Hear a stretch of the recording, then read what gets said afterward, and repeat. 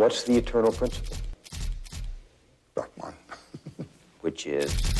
Well, we call it God, but that personifies it.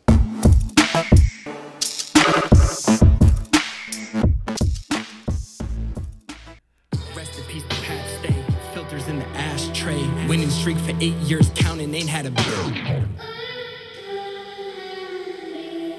Fire. The beat's out of control. It's crazy. Yeah, I'm floated 30,000 feet above the rat race. Bezel with the fat face. 190 Xanax, live my life like it's a drag race. Knew that they were taxing, I was thankful for the flat rates. Sack pedaled out of the ghettos where they would trap bass. Destined for the black wraith. Can't imagine going back to that place. Tulips had the slang used like Mac Dre's. Miles with the yak straight. Wildin', that was bad taste. Shoo! Flipping nickels inside out and licking out the bag flips. How long ago was that for you? That was 8 years. Licking out the bag flakes. Just about 8.5 years ago. Yeah. Yeah, the last bag flakes were licked out the corner of the bag. Oh, 100%. You just drop some water in there and just draw it all up. Yeah. You know what I mean? You don't want to not a drop. Not Yeah. a drop. You know? Were you an IV guy? Yeah, yeah. Yeah, my kind of guy. You know? Yeah, the real deal, I suppose. Yeah, 100%. Yeah. Matthew Durso. What That's is it. up? Matthew 508. Also that. Was that as like when you say that is that like a stage name or is it a rap name? I think probably both. When I was in high school, I like went by MD, which was You've been sort of rapping since high school? middle school. Really? Yeah, writing and recording since like middle school, like 8th grade. How many albums you dropped? That's funny you ask. I was just thinking about that the other day. Like from the jump. From the jump, like yeah. over 15. Really? Yeah. There's interesting stories. Like when I was in college, I would have kids like drop their MacBook Pros off to me before they went to bed, like at midnight, and I would record like 16 songs between the time that they dropped it off and the time that they came to pick it up for class the next morning, like 7, 8 a.m. And then I would send myself to 16 songs and just put a mixtape out like on DatPiff or SoundCloud.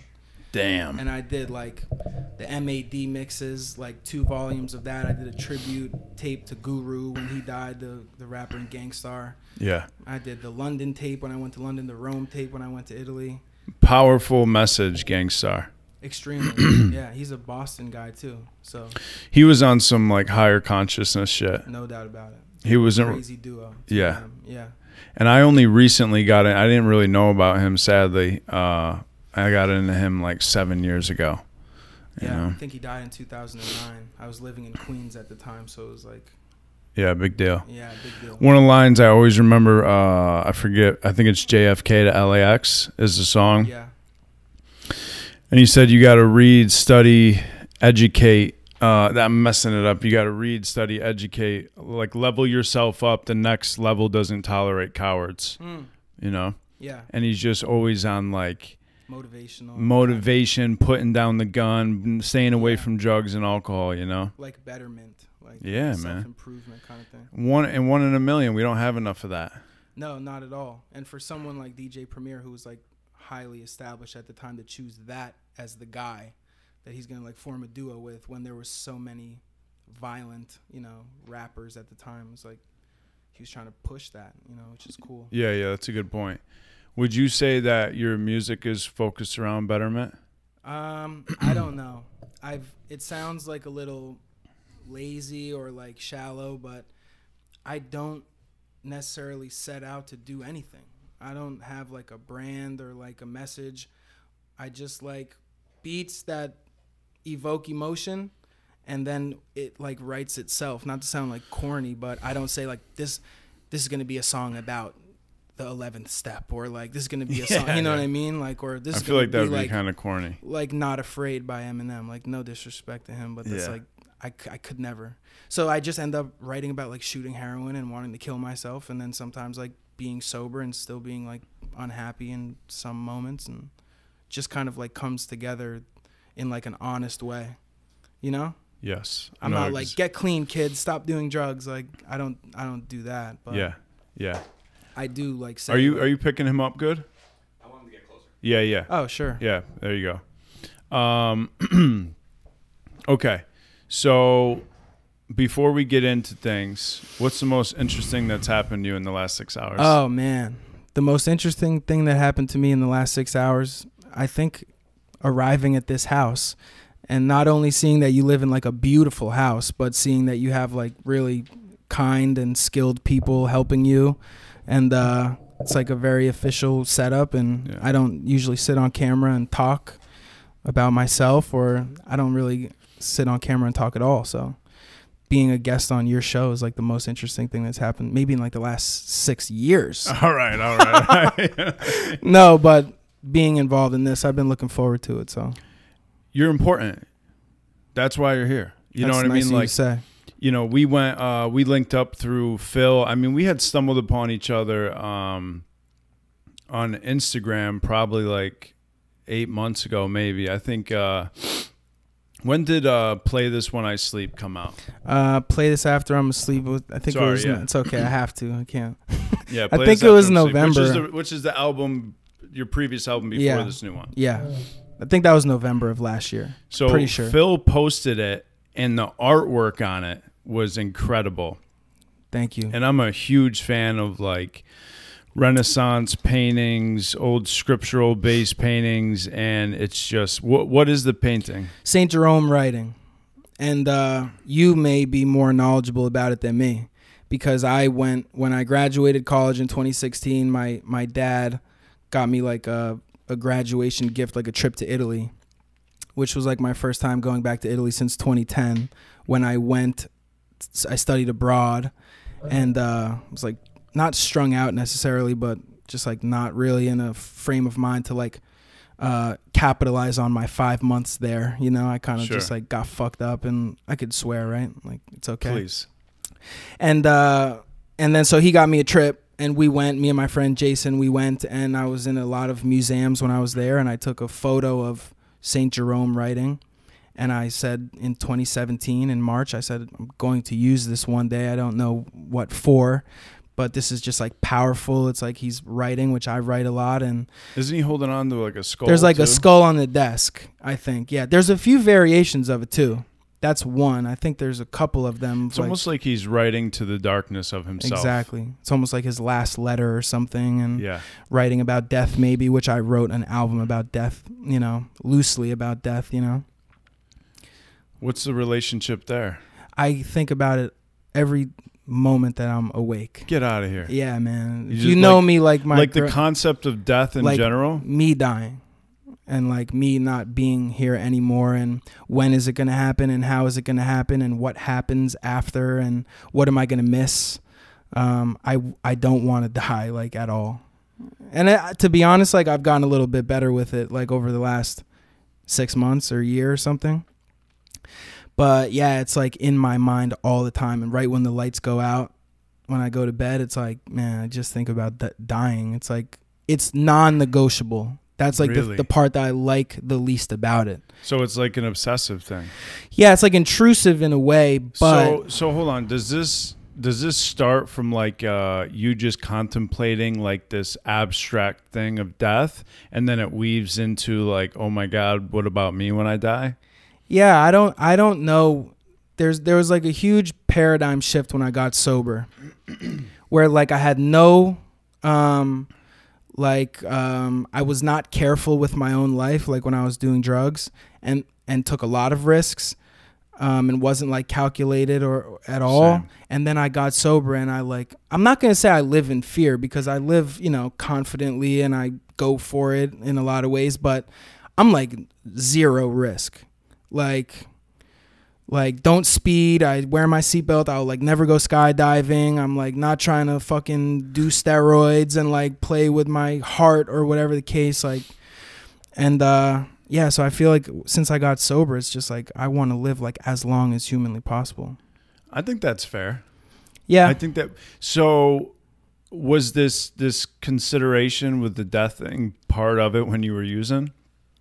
What do you mean? Were you just traveling the road of death? Like, was it an obsessive, intrusive thing back then? Not at all. Not at all. It wasn't until people close to me started dying that I even correlated heroin use with death. I never sort of like entertained the idea of overdosing and dying. Like, not at all. And then of course I think many of us get to a point where it's like, if I die, then it is what it is. My life fucking sucks anyway. I'm like so unhappy. Yeah. You know? There was no fear that was keeping me from running. No way. No way. And I also thought that was the exception to the rule. I thought like I could never die. Never. You know? Did you ever OD? No. No, never did. So, I mean, this is very interesting to me. Why do you think that is? Why do you think... Dude, I feel like a big part of it is like... You ever seen Along Came Polly? Yeah, bits and pieces. He's like the risk guy. Risk? Yeah, he like risk. He's like calculating risk, like never do this, never do this, like very obsessive about it. Ben Stiller. Yeah. And Jennifer Aniston plays Polly, and she's like this like fluid, open to life, risk taker, you know, whatever, and she like opens him up to see what he's kind of been like missing in the degree. To live like a little more on the wild side or something. Yeah. Yeah. I have no idea, bro. I really don't. I just know that I'm happy. I know that. I think life has like a lot to offer. And I want to experience all of it. And like the shit that's going to happen, like little stuff, movies and music and like technology and just like being alive, bro. I'm just like very scared of the shit going black, you know? Like I just don't want that to happen. Like at all. And I also feel like everything in my life I can not manipulate, but like I can sort of adjust and compromise with. And death is just like so final and it's like so permanent and it's going to fucking happen. And I hate that. I think there's a line on the gifted that I'm living, but I'm livid because it stops, you know, a line like that. Like, I just can't believe it. Like, I you know, and like, I haven't thought about it in like a while, but now that I'm thinking about it, it's just like fucking brutal. And like 100 years is like not really that long. So what is like your belief? So part of getting sober, right, is moving around with some depth and weight, believing in something greater. Yeah. How does Matt being spiritually centered correlate to death? Because I feel like you would kind of include that of like what would happen after. Yeah. Are you scared about like eternal damnation? Sure. And hell? Yeah. I mean, I'll be the first to tell you that I don't follow any sort of dogmatic religion. Yeah. I think in this context, people who do have a bit of a luxury because your faith tells you do X, Y, and Z, and this is what you can count on, you know, fucking eternity in heaven. And if you don't do this and that, then you'll go to hell. It'll be miserable. And so it's like, all right, bet. So death is like, the definition of death totally changes because it's not that permanent. There is an afterlife. Yeah. You know what I'm saying? In my own spiritual journey of tapping in with my higher power and like understanding what it is and is not and stuff, I have not reached that point yet. You know what I'm saying? My higher power has not revealed what happens when I die. Yeah, sure. You know? I'll probably never know until the moment. I know, but if I was Christian, I probably would know. And you know what? Like, I would at least be comforted by the idea that I know, even if I don't know. See, like my thing is like I believe in like, I think Jesus is like the OG, right? Like I believe in the teachings of Christ, but I don't personally, currently in my life, I don't believe that a loving God or whatever power has took men like you and I from the gutter and allow them to be happy and free and just okay. It's hard for me to believe that there's even a place of eternal damnation. Yeah. Like, you know, I believe that I've lived in hell. You know, like not wanting to destroy your life, but having to. Yeah. That's fucking hell on earth. Yeah, yeah, it sucks. Shout out Mobb Deep. Yeah, hell like on that? earth, of course. All right, cool. Yeah, yeah. Which West Side on Hitler Where Hermes 8, he did Hell on Earth Part 2.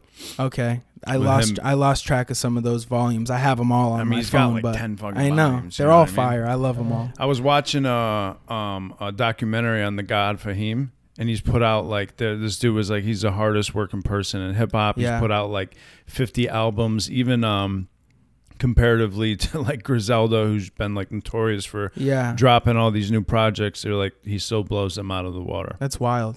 Yeah. Yeah, Griselda has they're pumping music out, and it's not like throwaways either. They're all like really nicely curated projects. Yeah. Yeah. Pure art. But hold on. So like, all right. So what happens if it goes black then? So what? I mean, dude, it's like the only comforting thing is like people will be like, you know, they'll be like, well, I won't fucking know anyway because I'll be dead, you know? So it's like, sure, yeah. But like I have like, dude, I'm, you know, not to like whatever, like get too into it, but like I think about like every which way it could go. Like sometimes I think about what if your eyes close and everything goes black, but you're still fully conscious. So like you're hearing everything at your funeral and then they put you in a fucking box and now you are 6 feet under the ground, but you're still aware and you can't move or nothing. It's like paralysis sort of thing. Yeah, that's like some horror movie type shit. Yeah, but I don't fucking know. Nobody's I respect it, dude. I mean, like, yeah. What's interesting is that like you've lived the life of like walking that road to hell, or perhaps even with hell in view, you know, and then you get back, you get on the other side of it, and then you're like, oh my God, what about death? Yeah, well, I've never liked my life before. I didn't like my life as a child. I was like fucking crawling out of my skin. And then I started doing drugs, and that was like a pretty rapid decline. Then I cycled in and out of rehab for like 2 or 3 years, and that was also, I was super unhappy. And then I had this personality change that you know about, and now it's like I have a new lease on life and serenity and gratitude and relationships and accomplishments. And it's like I do sort of feel like I another one off that song, I say like wasted my adolescence, something like that, you know? I know that. Yeah. Fear that when I'm going, I'm going to have regrets, wasted all my adolescence. Jaded through the past and now I'm faded trying to grab the presents or something like that. And it's like I just got started at like 24 years old, you know? And like behind the 8 ball a little bit. Yeah, a little bit as far as like really like having a lust for life, you know? I just don't want to die. Yeah. And it's really scary. The last thing I'll say about death is like shit could happen like fucking any moment. Like I don't like driving for that reason. I don't like flying for that reason, or like, you know, driving in the rain or getting asked to go on a cruise. It's like, this is skydiving. If I died skydiving, I would have nobody to blame but myself. I'm not rolling the dice on my life like that, you know? Yeah. And it's just scary. Like, this could be fucking it. And I sit around and watch interviews and play spades and watch TV, do fucking nothing because I'm like, I got mad time, you know? Which was another huge theme of that album, was like, it's easy to say like I'll do it later, but it's like you have no fucking idea when this thing is gonna wind down, you know? And yet I still don't seize the moment, you know? I know, man. It's weird. Like, dude, I'm 35 and it's like you better get busy starting to live how you want to be living, because one day you're gonna wake up and you're gonna be fucking 70. Yeah. You know? Yeah. And it's so interesting because like the moments where I want to like pack it away, I'm just like, whatever, like my I don't want to attitude. And then when I get in that vibe of like living life, you know, on the, you know, I go through like seasons of like dialed in, you know, whatever, creating, living life, whatever, just vibing out. And then I'll drift into like the fuck yous, or just like, whatever. And then when I get back in like that good, beautiful state, I'm like, damn, I can't believe I wasted, you know, whatever, 2 weeks or whatever, you know? So yeah, it is it's honestly probably something that I should think about more. Yeah. Maybe not the idea of death, but I do believe that this whole, like, you don't know how long you have. So like every moment is like really precious, and not saying like, I'm going to do this thing later. I'm going to get in shape. I'm going to read these books, or I'm going to go back to school, or whatever the case. Like, the time is now. It's easy to grasp onto as a concept, but living according to that truth is like fucking difficult. Yes. It's so hard to live in line with these truths. I know. And we know them as truths. That's the most frustrating part. It's like incongruent. It's like, I know this, but I'm living like that. So like, so it's obviously not even, there's so many things that I know that I don't perfectly fall in line with. Maybe I have like pockets of experience with them, but I guess they really don't become truth until I fully like accept them. Yeah. It suggests almost that you don't believe it to be true. 100%. So there's like, you know, you bring up like driving and seatbelt and act. You probably hate driving with people. Can't stand it. Yeah. Can't stand it. And I'll tell the story. I was in North Carolina this past weekend, and my girlfriend's dad was driving the rental. It was a Nissan, some big ass like 7-seater. And this man drives like Jeff Gordon, like around corners on back roads in like rural North Carolina. I'm I'm like shook up, dude. I'm like, I have no control. Yeah. You know? And then that's when I usually will tap in with God and just say like, man, the day you're born, the book is written, right? That whole thing. It's like, it's already sort of written in the stars. It's interesting that you wrote an album on that. Yeah. It's almost like you're writing about how, like, you almost write at and in the depth of what you're trying to like be, almost like, you know what I mean? Like, you're like, I struggle with this death thing, but then there's this guy of faith saying when we're born, the book is written. Yeah. Speaking it into existence in a way. Yeah. Yeah. And in no way did I like respond to these like intrusive thoughts about death and say like, I got to put this in an album. I was just like, obviously, like I was trying to do something conceptual that's like universal. I don't know that there's anything more universal than death. But also the concept of it is like, if I'm going to fucking die, which I am, if I create this thing and name it, play this after I'm asleep, then in theory, I will never die because I will always be alive because this album will exist and people can sort of listen to me. And in 200 years, if I put a credit card on file on the internet and keep this album on streaming services, then I could live forever. Yeah. You know? No different than maybe like these episodes or something. Yeah, and I guess that's the beautiful thing about creating is that a part of you will. Yeah. And that like softens the blow of like me not being here anymore. Is that I actually sort of will be here, you know? Yeah. Sounds like a little cliche coming out of my mouth, but no, I mean it's like a heavy aspect, you know, like Rick Rubin, who is like this notorious producer. He's like the brings all these albums to life. I don't really know much about him, but he recently wrote a book on the creative process. And I think I had mentioned this to you, but he basically says like the person that creates today can never be the same person tomorrow. And the world will no longer be the same too. Yeah. It can't be. No, it can't be. Because there's something new manifested in the world. Yeah. Whatever that may be. And I think like the most important part of that is that you created something. Yeah.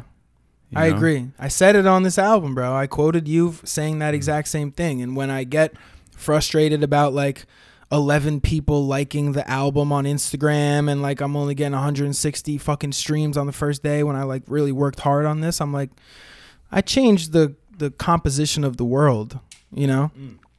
It doesn't really matter if it goes viral or if I am able to like monetize it or whatever the case. Like you said, it's like no different than a fucking baby being born. Like the population was different yesterday than it is today. Right. And it's like this album didn't exist before it came out and now it does. And so now the world is like altered in a way, even if it's small, you know?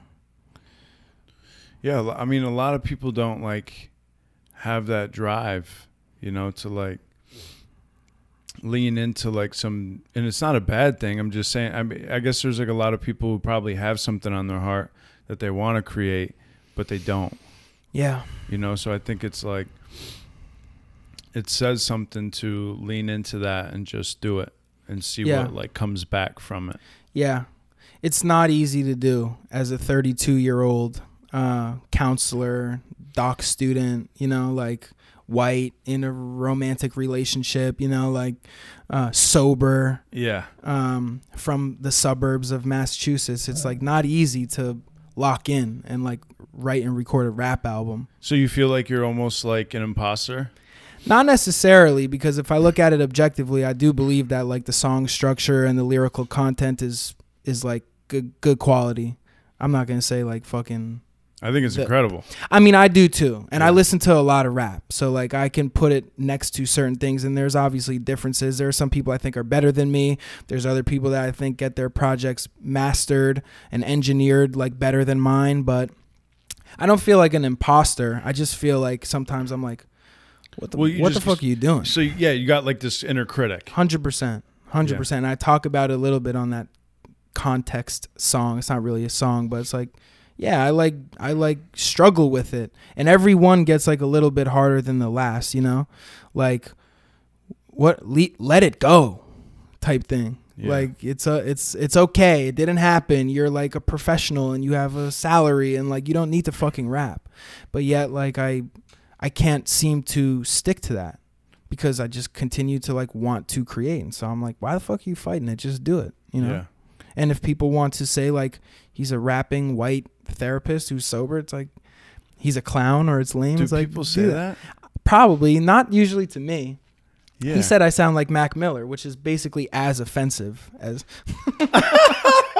No, of course not. I don't mean that. I more so mean like. You don't like Mac? I like Mac a lot, dude, and it's very sad the way that he died, you know. Yeah. But I mean, like, if it's not Mac Miller, then it's like G-Eazy or it's fucking Macklemore or it's Eminem or it's this or that, and it's like, you know, G-Eazy. it just, and dude, I love him. Like, I'm not trying to say that I was honestly offended by that because I wasn't, but it's always something like that. Yeah. It sounds like NF kind of mixed with Post Malone mixing. I'm like, just Malone. pulling white people like out of the atmosphere and like fucking assigning it to me. But yeah, I don't necessarily like try to do anything, bro. I just like the shit like writes itself, kind of. Same here, man. What if I said it sounded like Nas? I would have been more flattered by that. Yeah. Tell people what I said.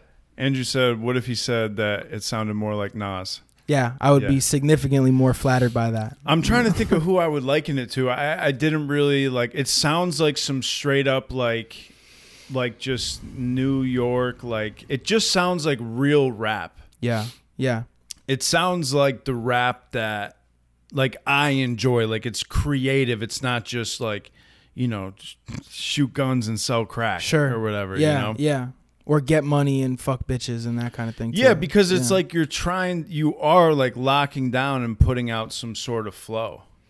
Yeah, You know. yeah. I'm trying to be authentic. I'm trying to be honest. I'm trying to flex my lyrical muscle in a way. And Yeah. I mean, dude, it's funny because sometimes I think like I'm like writing at the PhD level, you know, like fucking a 200-page dissertation and 15-page research papers, and I'm reading a lot of scholarly articles, and I'm like, it's like, why the fuck not me? You know, Yeah. if someone's gonna sit down and try to do this thing, it's like I'm not like incapable of doing it. If so, you're more exposed to like another level of writing. Yeah, It would be like Mark Twain rapping. sure. Like he would come up absolutely. with some dope shit probably. Yeah. You know? And I listen to rap from the moment I wake up till the moment I go to sleep, like all day. Or I'm listening to jazz or classical music, like when I'm doing something. But I'm like a true student. Like and you and I talked about this when we went to Starbucks. I had no idea what kind of music you listen to. Yeah. And I don't know that you really listened to a lot of my shit at that point, maybe one album. But Yeah. when you're like, dude, I like bars, I like lyrical music, I like Griselda and this and that. I'm like, okay, so there's a good chance he's gonna like my shit Yes. because I'm not trying to Yes. I'm not trying to sing a catchy hook. Like, you dude, know? the red bottom's like a Russian flag. Yeah. Yeah. I was like, that's just stupid. Yeah, that's like a little like it's clever. I'm trying to be clever. I'm trying to not rhyme words just for the sake of rhyming them, Yeah. which I've done many times in the past. Yeah. Yeah. So what do you do as a profession? I work as a I'm a therapist by trade, but I recently was promoted to clinical director of a substance use treatment facility, which was very gratifying and validating, and it's been interesting. It's been How'd good. you get into therapy? Man, education was emphasized a lot in my house. My college, like by my parents, my college career was heavily interrupted by drugs and treatment and relocating and all that kind of stuff. And then when I got sober and had that personality change that we were kind of talking about earlier, it was like, what the fuck am I going to do? Am I going to like do the entrepreneurial thing? Am I going to be a salesman? Am I going to be a manual laborer? Or am I going to climb the academic ladder, you know, finish what I started with a bachelor's degree and then, you know, go on to do something in grad school. And when I got sober, school, and my dad and I have joked about this before, like school became like infinitely easier, like to the point where almost I'm able to do it with my eyes closed, Yeah. you know? It's a superpower being sober. Oh, without a doubt. And the same thing that was so difficult to pull off on the other side of that personality change, it's like I'm fucking breezing through it and getting like 4.0 GPAs like in graduate programs, you know? And so I don't really know, bro. I mean, I managed a halfway house, and then I started working like in a rehab setting, like as an alumni guy with a bachelor's degree in business. So I'm like, if I'm going to go to grad school, what am I going to do? You know, I could either get an MBA and try to like pursue something with what I studied in my bachelor's degree, like in business, or I can go the clinical route, like which I felt at the time like aligned more with who I am as a person. Yeah. Conversational and sort of empathic and more emotional than logical a lot of times, and was already, you know, this is probably a controversial thing to say, but I was already like sponsoring men in AA and already kind of trying to be of service and be supportive and having like that dynamic of mentor-mentee kind of relationship. I'm like, this is just like the professional 100%. version of that, you know? Yeah. And not that I would ever want to get paid to sponsor somebody, because we do that altruistically or whatever, but I was like, I'm already kind of living like this, you know? And I could see myself doing this, and so I applied, I got in, and the rest is history, I guess. You know, it's become like a career path. I consider myself super blessed and fortunate to have found that thing. Yeah. Yeah, You like love crazy. I love it, and it's like effortless, and it's satisfying, and it's like tailor-made for me as a human being, Yeah. especially sober human being.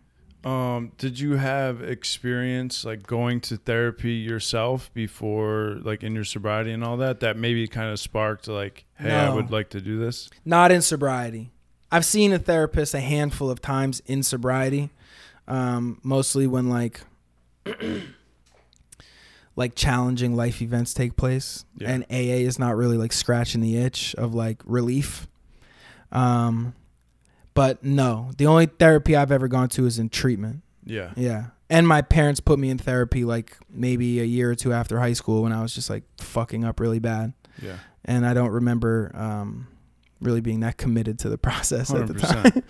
So like when you start studying and, you know, you become a therapist and you're doing all this training and you're learning all these new things, in that path, have you learned things that have blown your wig back and helped you? Interesting question. Because I hear a lot of people say, you know, people go into studying therapy to gain a deeper understanding of themselves. And the answer is like, honestly, not really. When I was able to stop like doing drugs, like I feel like a pretty normal guy. I don't have issues necessarily with my family, childhood trauma, mental health diagnosis, any trauma really. I mean, being a drug addict is traumatizing in its own way, but For sure. never to the point of like meeting criteria for like PTSD or something like that. Or Yeah. so no, I think that when I was reading about counseling theories and evidence-based interventions and all this sort of thing, it was more like, this is equipping me with the knowledge to help clients in the future. Yeah. I was never like, that's me. I'm a narcissist, or I have bipolar disorder. Like, you know, Yeah, it yeah. was never really that kind of thing. I guess I mean, like, you know, like you get exposed to certain types of therapy, like heart-centered hypnotherapy, inner Yeah. child work. Yeah. You know, Okay. Yeah. like stuff like that. Yeah. You know what I mean? The existential theory, I think, kind of it hit hard. What's that? Well, I'm not an expert on it. I wrote like one paper on it, but I've read a fair amount about it. The way I understand it is that Viktor Frankl was an individual who was in a concentration camp. Yeah. He wrote Man's Search for Meaning. Yeah. He sort of took this idea of existentialism and then crafted it into a theory of Logos counseling. therapy. Exactly. And the idea of authenticity, you know, is exactly what you and I were just talking about a few minutes ago. But that definitely resonated with me. And it's like, if I'm going to be here and if I'm going to die one day, the least I can do is live in a way that aligns with my chosen values or my core values, the things that I place value on. And that I wish that it was easier to use, you know, in a treatment setting for addicts and alcoholics, you know. Yeah. It's not your like tried and true CBT or DBT or solution focused therapy. It's like a little bit more abstract, but I love the ideas in existential therapy. I think that they're like, you know, they tell you that whatever you're going through, is a byproduct of you living an inauthentic lifestyle. You know, you're living in a way that conflicts with what you fucking place value on, and you need to adjust that and achieve congruence for symptom reduction, basically, you know? And I think that that's fascinating, and I think that there's truth to that too. Yeah, I guess like a lot of the stuff I read and study, and it's hard. It's, you know, you'll say that and people will be like, oh, so this trauma is my fucking fault? You know what I mean? Yeah, like, yeah. It's true. But I think it kind of empowers you to take control. It like, does, you know what I mean? Like, you know, to take responsibility. Like, one of the most powerful things I've ever heard someone said to me was, they're like, yo, it's on you to make your life worthwhile and meaningful. Yeah. It's not on anybody else. Like, this shit's on you. Like, it's time to take responsibility for your life. And I do believe that. I do believe that my struggles come from me opposing the things that I value, or staying in line with my integrity, compromising my integrity of like the things I know that like, if I do this, I'm not really hitting the highest version of myself, and I'm supporting the lowest version, but then I do it anyways. Exactly. And then that's it. Yeah, you continue to do that shit, and it builds and builds and builds, and then you got someone who's hurting. Yeah, you have somebody that's like made a mess. Yeah. You know, because you could a simple like exercise where you ask somebody, what do you value? What do you place value on? Not your fucking parents, or not your industry, or not society, or the US. Like, what do you really care about? And they're like, oh, I really care about honesty, you know? And it's like, well, you lie to fucking everybody in your life. Yeah. So how much value could you possibly place on honesty, you know? And if you do, if that is a true value of yours, then you need to recognize that the way you're living is in direct conflict with that, and some adjustments need to be made. Either A, you don't actually give a fuck about honesty, it just sounds good, or B, you have to like modify the way that you're showing up, you know? And that's like... People don't want that responsibility. No way. Especially myself included. Yeah. Yeah. Just deliver it. You know. Yeah. You ever have? I think that you think that you can get to the place where you're just like, if you were to ask somebody like, what do you value, and they were just like, I don't know, not anything. I think I don't know. Yes, not anything. Probably not.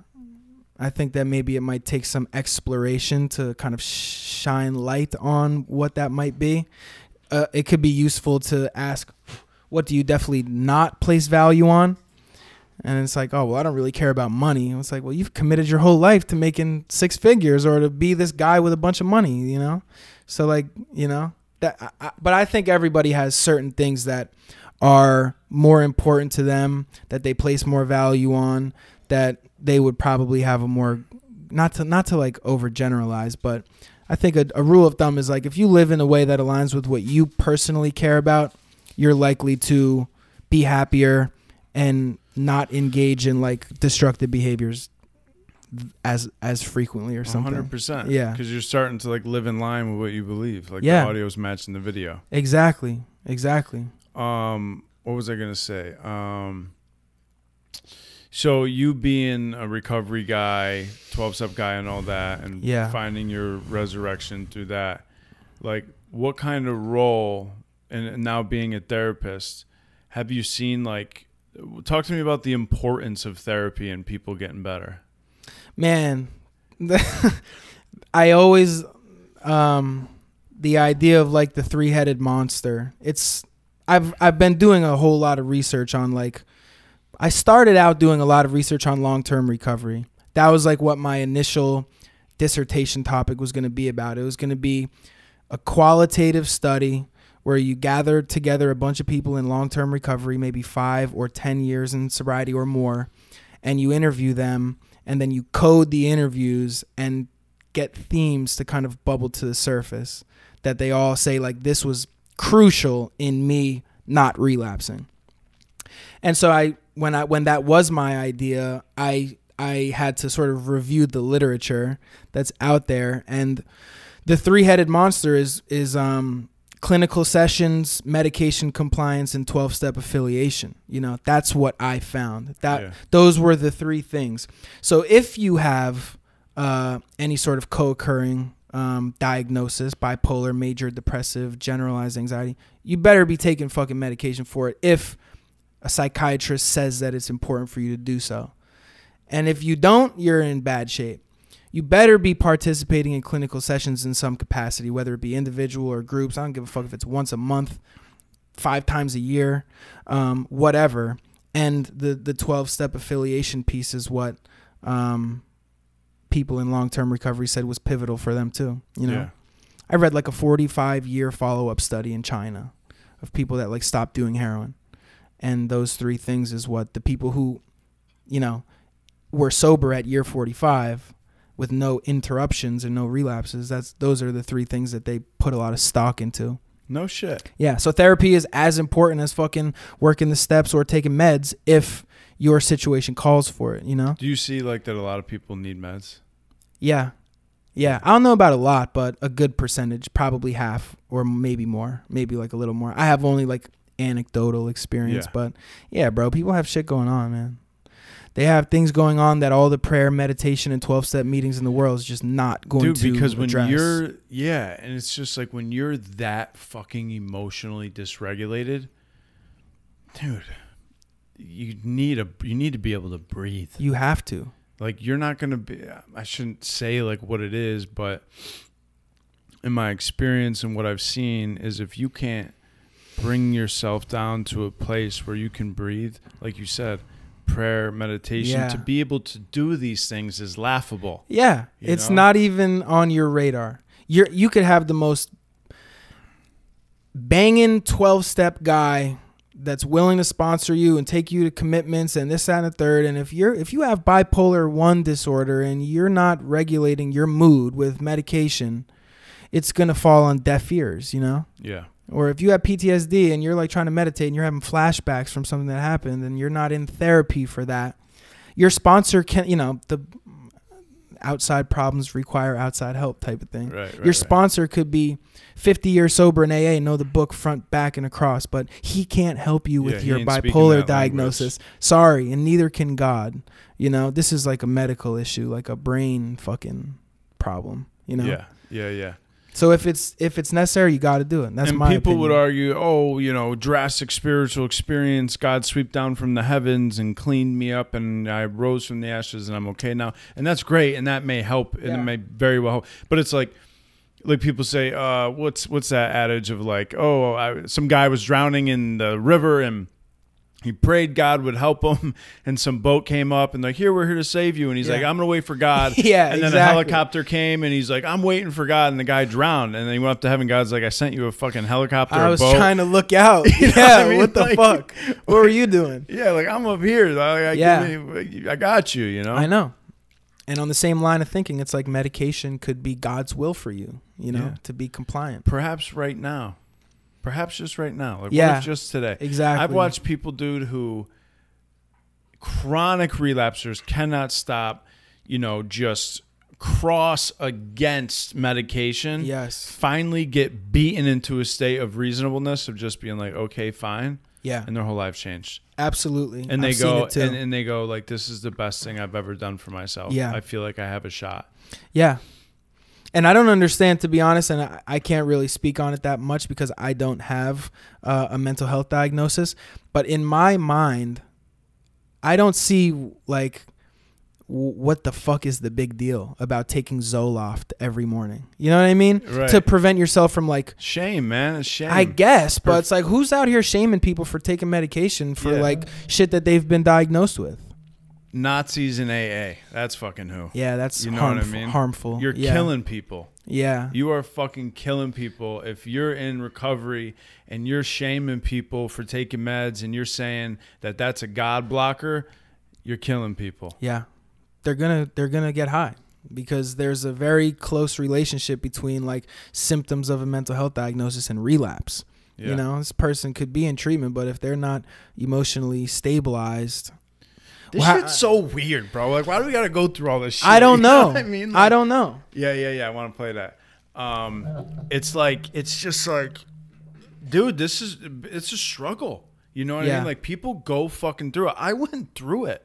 I still go through it. Yeah. You know, and like, even now, it gets even like more intimate the longer you stay sober because now you're getting introduced to like your most intimate feelings and emotions and thoughts Yeah. and stuff that I was way far away from year one, you know? Yeah, absolutely. You know, not all of that is going to be pathologized, you know, but that's What's why I that think mean? like you could be like, I'm really like sad like one day, and then the next day I'm really sad again, and now it's been a month and I'm sad every day, and now it's like, okay, we're pathologizing that sadness to like fit in the major depressive disorder criteria, you Okay. know, like taking an issue and then like making it into something more formal. Like, so like, yeah, I go through like weird shit too, bro. I like sometimes have racing thoughts, or sometimes I'm like, I want to fucking die because I'm just like really unhappy for no reason. My When girlfriend and I- everything's great. yeah, everything is fine. Or maybe something very small is wrong, or it's just stressing me out, or maybe like I just have nothing to do. And I'm like sitting at home and it's like 1:30 on a Saturday and I like haven't showered yet. I'm just like, I want to fucking kill myself. Like that kind of thing. But it's like, but that's like not a state of being. That's like the exception to the rule. And so for me, like hitting a meeting or calling someone on the phone or, you know, trying to be of service to somebody else, that will 99.99% of the time get me right out of that. You know, I don't need to go to a therapist and say like, man, I need to take Prozac because I'm like fucking depressed. You know, it's like different.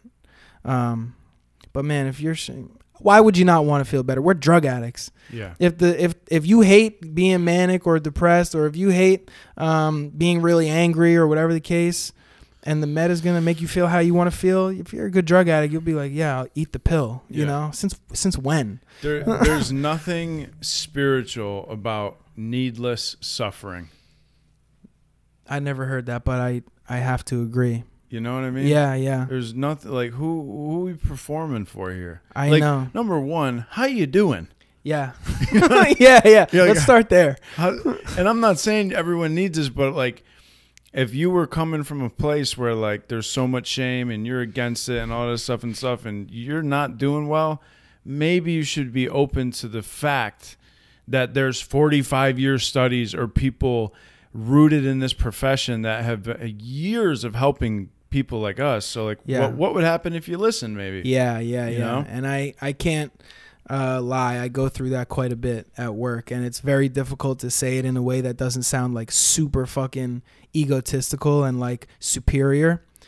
But I say, I have 8 years sober and I have a fucking master's degree, and I'm like closing in on a PhD. I'm studying this thing that we're talking about, and I'm giving you information and you're rejecting it, or you're telling me why you don't think that it's practical or necessary, or I'm like, and you're in rehab. Yeah. You're doing bad. Like, we've all been doing bad, but it's like this bizarre thing of like, I know better than you. I've like committed the last fucking almost decade of my life to this thing. It's just a delusion, man. Delusion. You can't speak to delusion. No, delusion is it's heartbreaking. Yeah, you can't penetrate it sometimes. You know what I mean? Yeah. All right, so we got a little surprise for you. I had somebody that you know send in a little clip, a little voice memo for you. Do you want me to play it because you don't? Okay. Okay, let's hear it. So I had a little comment, little question. Okay, cool. I feel like super important. It's because you are, man. I told myself the last couple of weeks I'm going to treat this like the Breakfast Club. This is about maybe as close to the Breakfast Club as I'll ever get. Maybe one day we'll be the Breakfast Club. Maybe. Matthew 508. It's Jeremy Plummer here. So excited for you to be sitting with Scott today, and he's someone who I love dearly and has impacted my life in a lot of ways, just like you have. You know, you've kind of weaved your way in and out of my life throughout the years, and you know, the way that you've shown up for me recently at one of the toughest times in my life is something that I just wanted you to know that I'm very grateful for. You know, being sober and in recovery, and you know, having this want to help other people. You know, I think that's the tie that binds us. And you know, Scott's one of those guys who uses his skill set and his heart and his soul and his spirit to try to extend his reach even further. And I think that's what you do with your music. I know that that's what it does for me. And again, I'm just so excited for the universe to conspire for you guys to be sitting across from one another and to collaborate, and very excited to see what comes from it. But I do have a question for you. My question for you is, how has adversity shaped you, whether it be in or outside of recovery? Huh. And again, for those of you that don't know, please check out my brother Matthew 508's new album, The Ties That Bind Us. Jeremy, that's beautiful. It really is. All right. Yeah. It's Yeah. really, He wanted to send that in for you, man. I find that really powerful. Yeah. And, yeah, it's still wild to be spoken about in that way. Like somebody that shows up and is supportive and is like a positive presence in somebody's life. So I think that's really, really dope. I appreciate It feels weird hearing that, and you almost Yeah. don't want to believe it, but then it's like, well, who are you not to believe that? Yeah, You know? I have to assume he's not lying to me. Like he feels that way, you know? I think that's dope. Yeah. How has adversity shaped me in and outside of recovery? Well, I think that going through the adversity of being, and it's crazy because some people, not to downplay addiction, but it's like, I'm like upper middle class, you know, I chose to like shoot dope and like take it there. So like it was sort of self-inflicted adversity, especially when I got down here and I like didn't have the security blanket of like my family, you know, I was like on my own. But I think that the adversity of the lived experience of being a heroin and cocaine addict has given me perspective on life that I could not have gotten anywhere else. And I really think, and it's funny because we're just talking about like, you know, being in a frame of mind where it's like, oh, I want to fucking die, I hate my life type thing, which I do like experience that occasionally. But for the most part, nothing that's taken place in the last 8 years could hold a candle to what the fuck it was like doing drugs, you know, and being sick and being broke and experiencing that pitiful and incomprehensible demoralization to get the next one, you know, that trumps everything that regular life could possibly throw my way. Getting fired from jobs, getting broken up with, failing a test or whatever, you know? So I think that adversity gave me a perspective that like, I don't know what else could have possibly got me there, where like even the worst shit in recovery is like, this is really kind of nothing, you know? And in recovery, and I've shared this with Jeremy before, you know, right around 2 years sober, very similar to what you were saying before, I engaged in a behavior that was sort of aligned with the lowest version of myself. Had nothing to do with drugs. But it was like a byproduct of me living in self-will, as that sounds like cliche coming out of my mouth, but it really is. Like once I drifted away from the things that were working for me and being this version of myself that was had integrity and was reliable and dependable and honest and selfless and considerate, once I strayed away from those things that were kind of making me into that version of myself, I started living like how I was living when I was getting fucking high. And I wasn't getting high. And that caused more self-inflicted adversity for me with 2 years sober, you know, in a grad program and with a job and with a vehicle and with a house and things like that.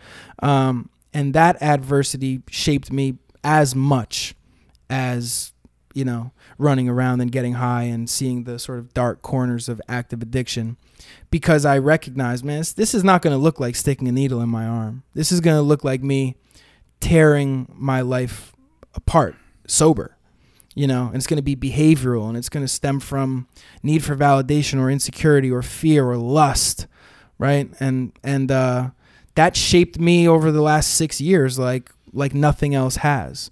You know, Jeremy and I talk about it a lot, like responding to that and allowing my actions after that tell you the story of just how much I care about what I did, you know?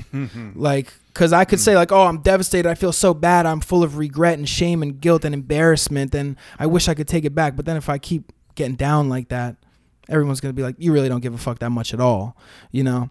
But that served as like a pivotal experience to where like nothing has been the same since that shit went down. And that was adversity. I lost a lot of friends, and like AA was no longer as safe of a place as it was before because of my own actions. Yeah.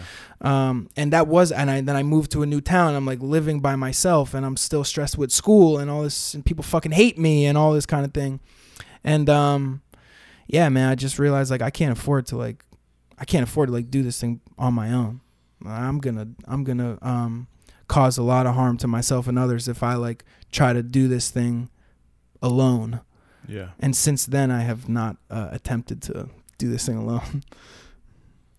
So was that like the perspective shift in recovery? Is that I guess you were trying to do it alone and you ended up kind of living in this lowest version, and then you kind of step back into exactly connection. Yeah. And then that allowed you to be different and be Yeah, it allowed me to no longer rely on my own thinking, because at 2 years sober, I feel like the fucking man.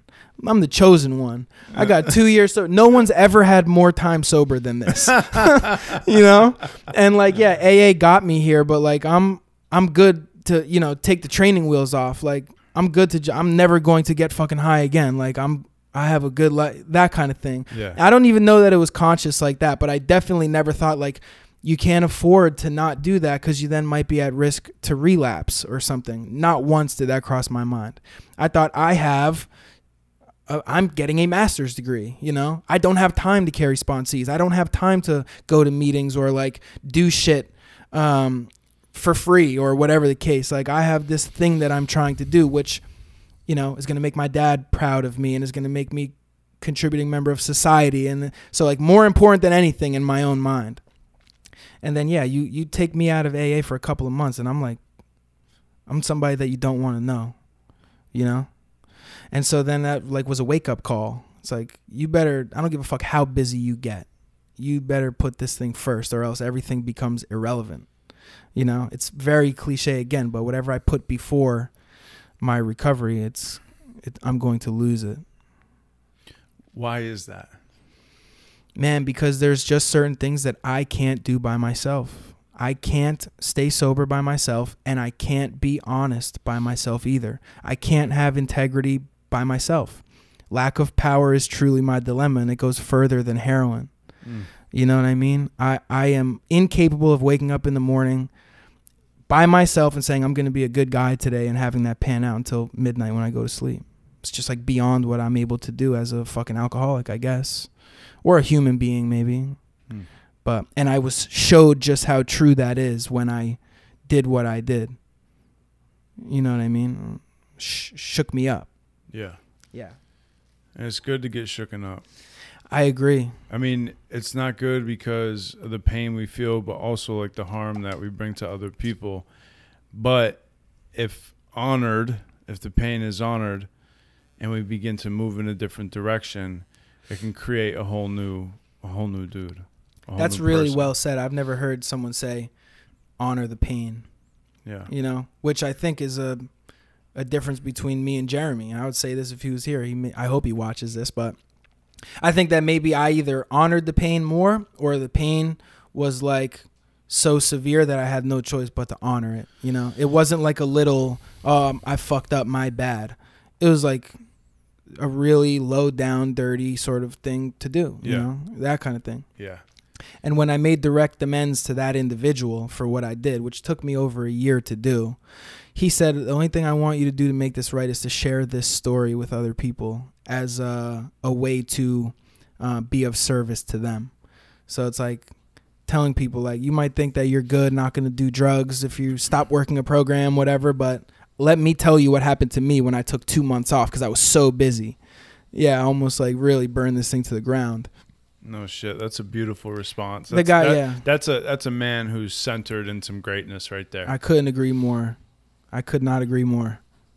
Yeah. So do you think talk to me about, the new album is The Ties That Bind Us. The Ties That Bind Us. I feel like that was a whole good segue into the name of that album.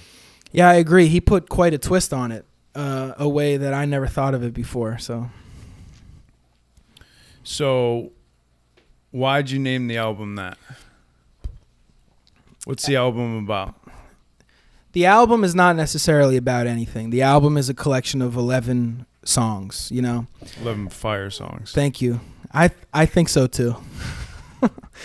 The concept behind the title of the album was me.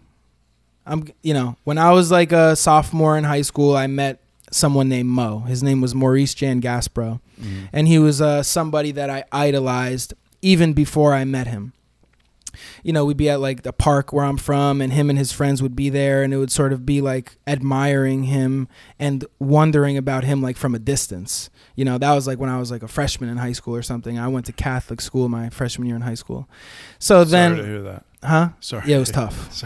It was a direct response to the way that I showed up in 8th grade. My parents said, we can't put you in public school. You're going to really fuck this up. So we're going to put you in like this all boys Catholic school. So that's what they did. But to make a long story as short as possible, when I was a sophomore in high school, I went to the public school. I met him. We became close. He was fronting me weed for a while, and then it blossomed into like a friendship. And it was someone that I was almost went from being starstruck by to then like, and it sounds like weird, but why were you so because he was everything that I wasn't in a lot of ways. I was afraid and insecure, and I was scared of my parents, and I was trying to find my identity. I was very uncertain of who I was, and he is someone that radiated certainty and confidence and knows. Even at that young age, bro, I'm telling you, this man was like, he's 1 year older than me. Okay. But yeah, he was just like stoic and very certain and confident and just fascinating and a bit mysterious. He was just like unlike anybody that I've ever met. So when we crossed paths and when he started fronting me weed and we started smoking together and riding around and listening to Lloyd Banks together and Styles P and all that, I was like, I can't believe I'm in this kid's car right now. It was like that kind of thing. And then it sort of just became like a really close friendship. And I told him one day that I rap, right? I said, yeah, I rap a little bit. I've been writing for a long time. I don't know if you know what kind of yeah, rap I don't know if you heard. whatever. You probably did. Like, no, I'm joking. Nobody probably knew at that point. Probably haven't, because I haven't told anybody. Yeah, because I don't want to be judged or rejected. So I'm trying to play this thing safe. But Please I said, be my friend. yeah. Tell me I'm good, or just don't tell me anything at all. Yeah. He said, my older cousin Andrew makes beats. I said, sweet. So his older cousin Andrew Cimarrano, who's Mo's first cousin, Mo put us in communication, right, and got us in the same space, and we set up a microphone, and Andrew started playing beats that he produced, and I started recording over them. We cranked out a bunch of songs on the very first day. I was probably 16 years old, and that kind of gave birth to Youngstar, right? This, not a group necessarily, but like a name for this small collection of people. Yeah, click. Me, Mo, and Andrew, and our friend Adrian.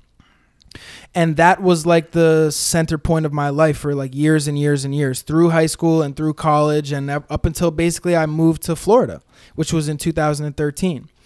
And we always had that, that was our thing. Mo was in the studio, we're smoking blunts, he's making beats, I'm writing and recording, I'm trying to outdo myself, and we spent hours and hours and hours like in this creative space. Mo and I both got strung out on heroin, and probably maybe 2 years before I moved to Florida or something like that. So long story, again, not that short. I moved to Florida.